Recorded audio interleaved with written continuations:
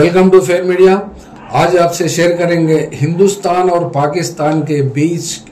जो जंग का माहौल बन गया है और बनाया गया है, जिसमें जिम्मेदार कौन, इसकी बात अगर करते हैं तो पहलगांव में जो 24 तारीख के दिन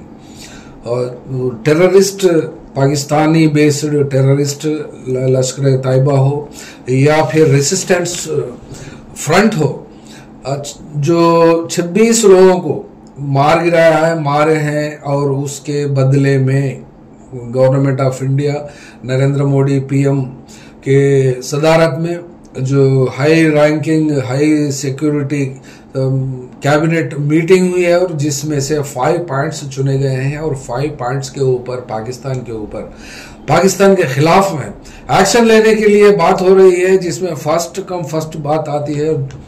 वो ये है कि हिमालय पहाड़ी एरिया से जो नदियां बन के निकलती हैं, जितने भी नदी है, उस पूरे नदियां पाकिस्तान को जाने नहीं देना या फिर बड़े बड़े डैम्स बनाकर लॉन्ग टर्म, मीडियम टर्म और शॉर्ट टर्म के गेन्स हासिल करने के लिए पाकिस्तान के ऊपर मिलिट्री एक्शन भी लेने के लिए हर तरीके से, हर तरफ से पूरी तैयारी हिंदुस्तान की सरकार कर रही है। ऐसे मामला देखने को मिलते हैं और आर्मी के चीफ जनरल उपेंद्र द्विवेदी भी जम्मू एंड कश्मीर में पहलगांव को विजिट करें और उसके बाद में जो बेस कैंप से मिलिट्री के जम्मू एंड कश्मीर में वहां भी विजिट करके अपने मिलिट्री ऑफिसर्स को जो इंस्ट्रक्शंस होते हैं एक्चुअल तौर पर, क्योंकि युद्ध के समय जो लेती है, जो एक्शन, जो स्टेप्स लेता है कौन सा भी देश, उसी तरीके से प्रिपेयर्डनेस को सुपरवाइज कर रहे हैं। और दूसरी तरफ CR पाटिल, ये वाटर के मिनिस्टर है सेंट्रल में, और ये अपने मिनिस्ट्री के हिसाब से, अपने मिनिस्ट्री के जो हाई रैंकिंग ऑफिशियल्स है, उनको सबको आदेश ये दिया है कि इन नदियों का जो फ्लो होता है, जो पैसेज होता है, वो पैसेज पाकिस्तान को जाता है और पाकिस्तान का 80% वाटर और वहाँ के यानी उसका सर्वाइवल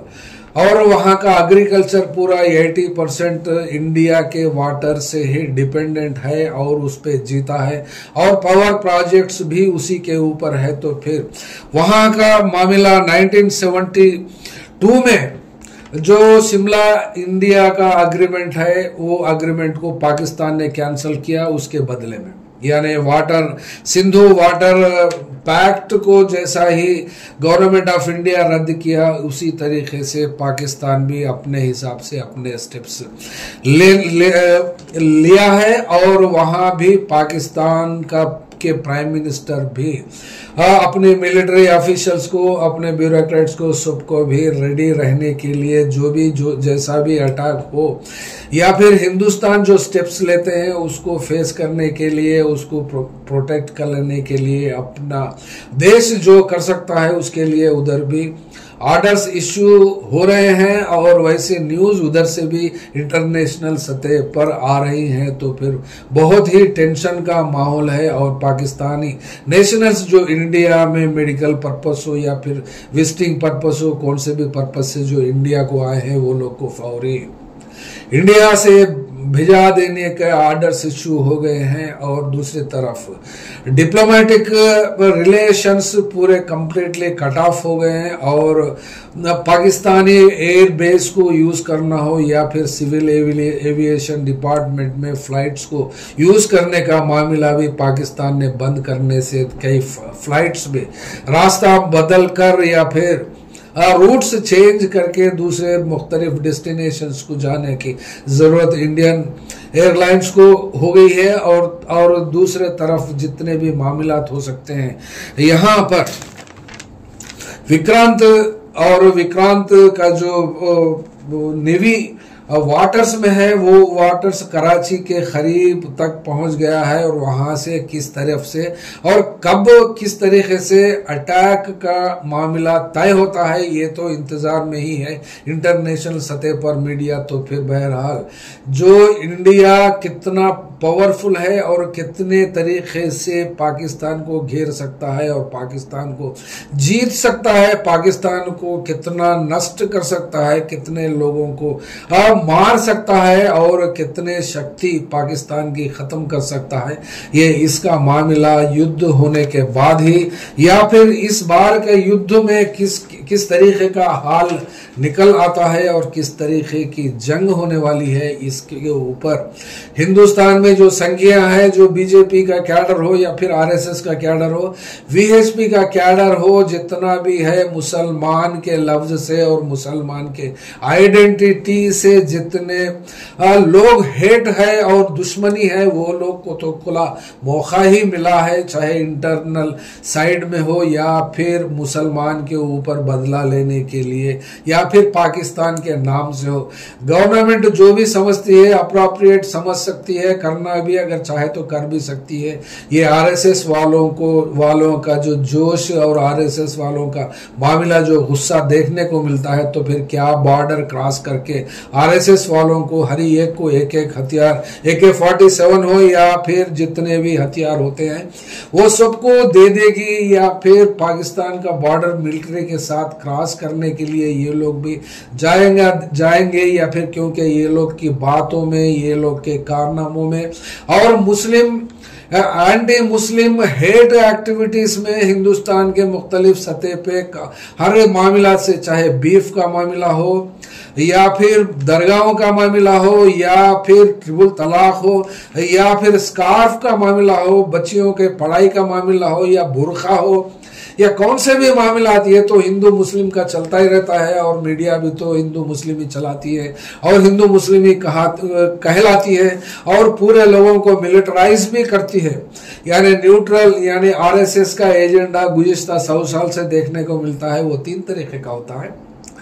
एक जो न्यूट्रल लोग होते हैं वो लोग को अपनी फिलॉसफी के तरफ यानी अपना कम्युनल एजेंडे को बनाना, यानी कम्युनल एजेंडा को पॉजिटिव तरीके से अपने जो न्यूट्रल मेंटालिटीज के लोग रहते हैं वो लोग को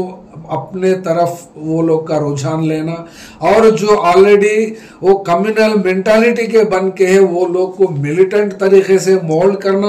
और जो ऑलरेडी मिलिटेंट तरीके से है और वो मिलिटेंटों को हथियार सप्लाई करना और जो इनके पास हथियार है व्हाट्सएप ग्रुपों से और वो लोग दूसरे तरीके से भी मुसलमान लोगों को मुसलमान कॉलोनीज पे हो या फिर मुसलमान एरियाज में हो वहां जाकर दंगाई फिसाद भड़काना। और ऐसी तो देखने को 100 साल से तो हिस्ट्री गुजरी है, लेकिन ये भी मौका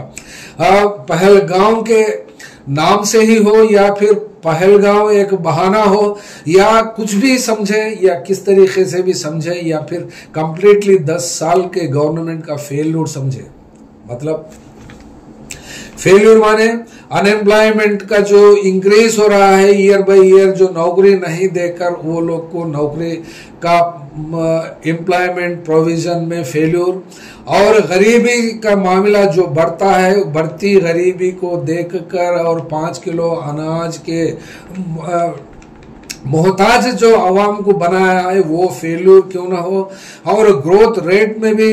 इजाफा नहीं होना, वो डबल डिजिट से जाकर 4-5% तक आके रुक जाना और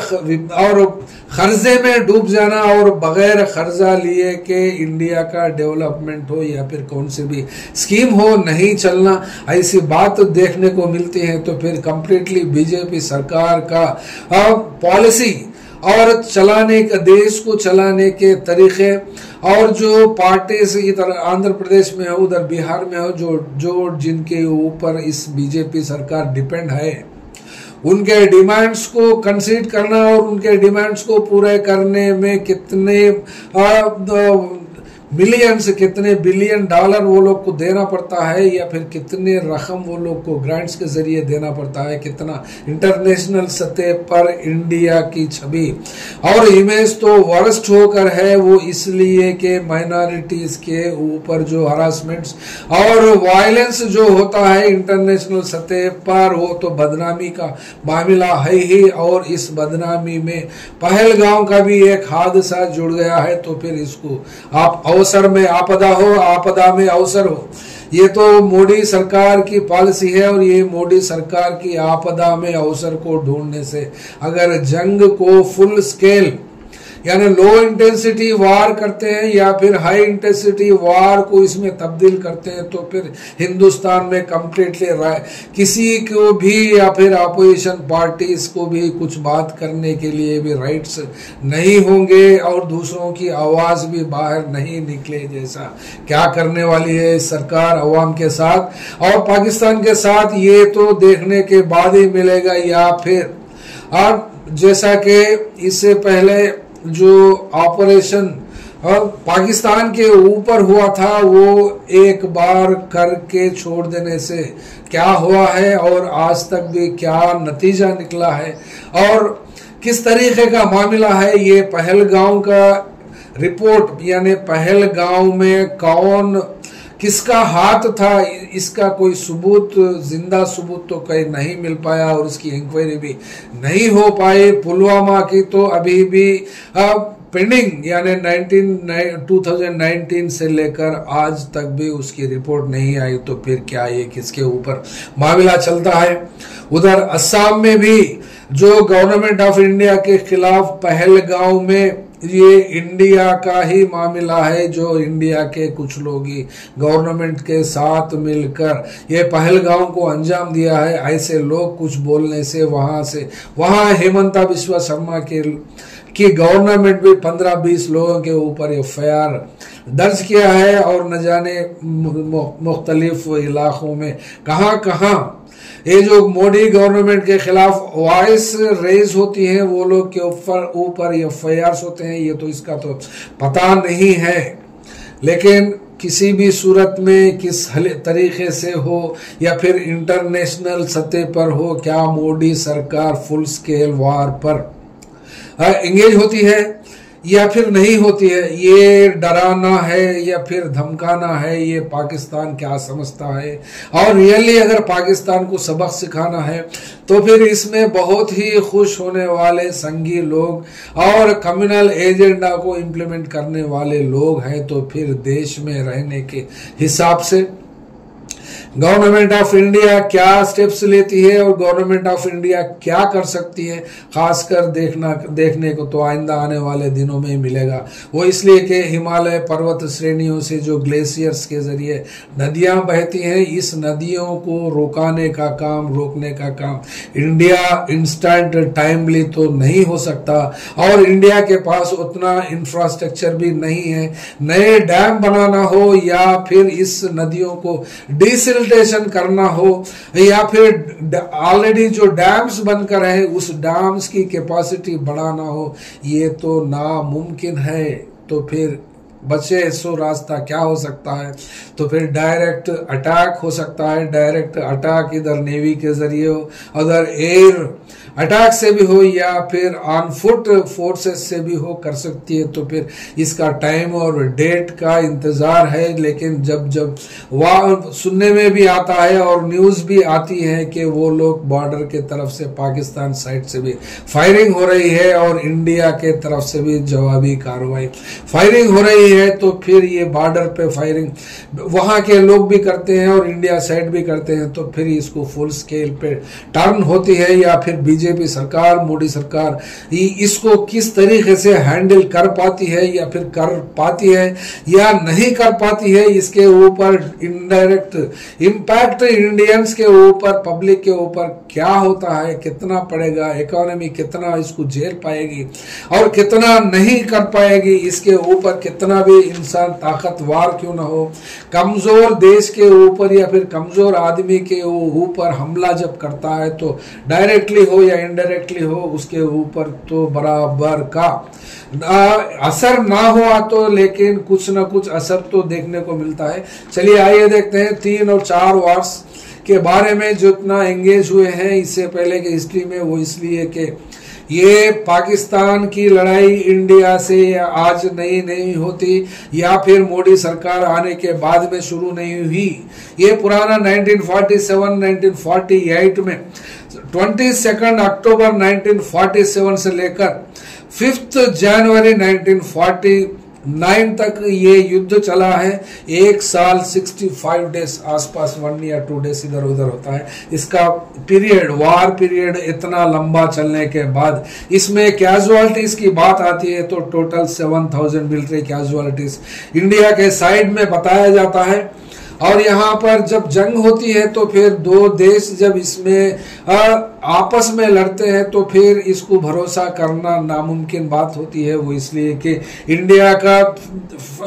जो मिलिट्री कैजुअलिटीज 7000 बताया गया और पाकिस्तान का 20000 कैजुअलिटीज बताए गए, और वुंडेड का तो अलग बात है लेकिन यहाँ पर कैजुअलिटीज की बात करते हैं। और सेकंड वार 1965 में हुआ था,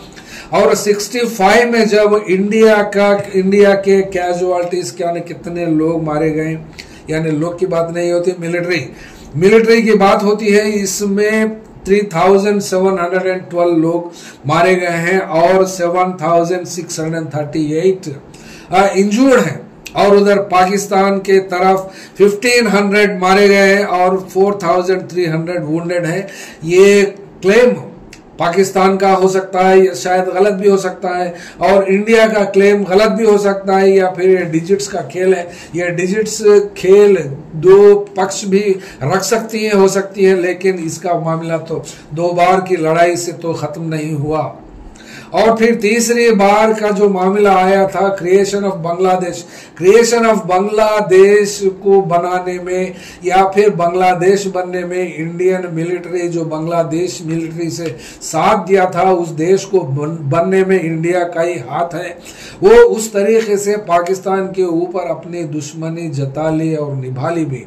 वो इसलिए कि हिंदुस्तान से पाकिस्तान बनना उस वक्त के लोग को गवार गुजरा या नागवार गुजरा उसके बारे में तो बात नहीं कर सकते इस वक्त। वो इसलिए कि मुल्क बन गया सो बन गया, लेकिन दुश्मनी तो आज भी बरकरार है।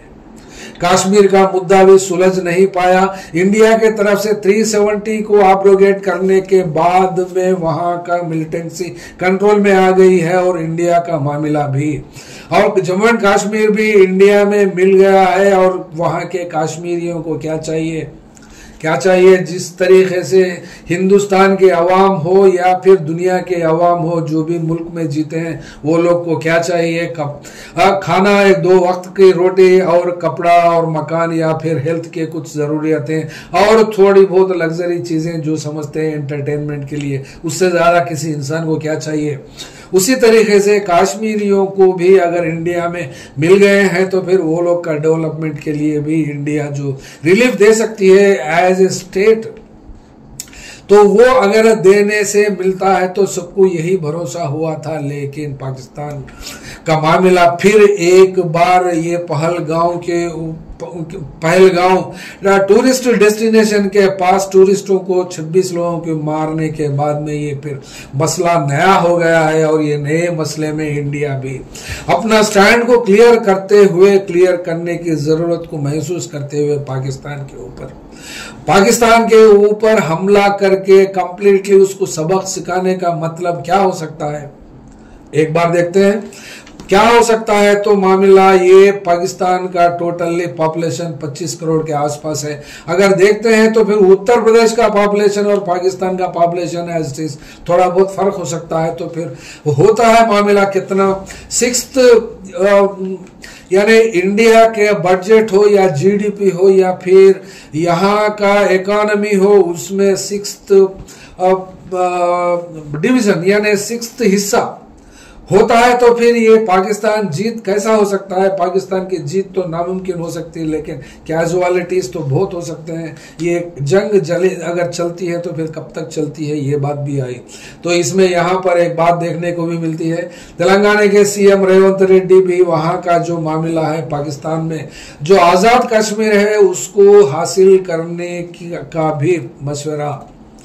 दिए हैं। और संघी लोग, आरएसएस और बीजेपी, विश्व हिंदू परिषद जितने भी मुस्लिम दुश्मन जो यहाँ पर